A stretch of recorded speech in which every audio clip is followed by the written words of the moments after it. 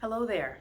So you're having some problems getting up and down the stairs, getting up from the floor, or maybe when you're just standing, you notice that you're having some knee pain and discomfort. Well, one thing you want to make sure you do that you don't stop moving.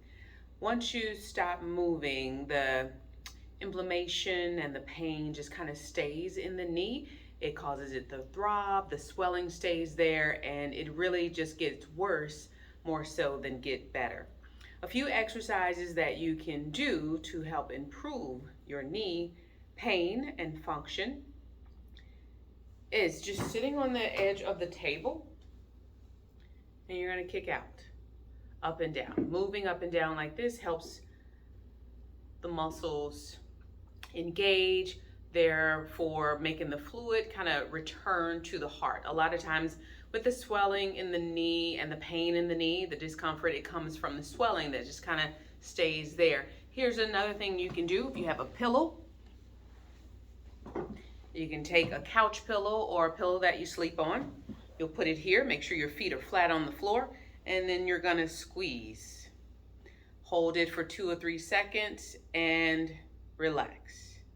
Hold 1, 2, 3, and relax. Another thing, you can add the two where you're squeezing and kicking at the same time. You'll squeeze and kick. What that's going to do is help the patella track more medially. A lot of times as we get older, our IT bands are tight, our medial quads are weak. So what happens to the patella or the kneecap is it starts to shift a little laterally, starts to go out to the side, and that can cause some pain, as you saw in the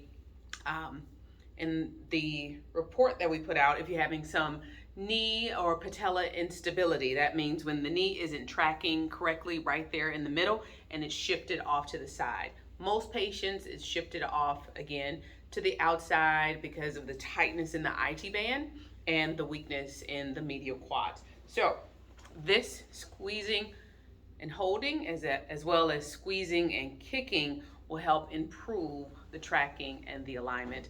This is also good for patients who may be experiencing some meniscus discomfort, especially if it's lateral. You have a lot of pain out here on this lateral side, and oftentimes you find that your knee or even your foot, not just your knee, but even your foot is kind of tracking off to the outside. So patients may sit like this or like this, and they're putting more pressure on the outside of the knee.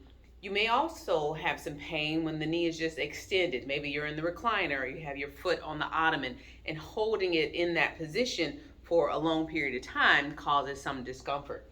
So if that's the case, another thing you can do is take that same pillow and kind of prop it under the knee. That softens the knee so they're not locked out, not causing that compression and pain that you're getting back there in the knee and the hamstrings. If your hamstrings are tight, that can also lead to some pain and discomfort in the knee. So a good stretch while we're still in this position is prop one foot up on the couch, and then you're going to lean down, keeping the knee straight, stretching forward, and trying to stretch out the hamstrings in through there.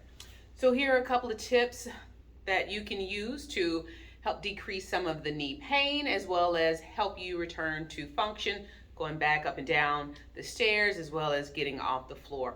If you find that you're still having some difficulty after doing some of these, maybe a little improvement, but not what you wanted, give us a call here at Anointed Hands Physical Therapy.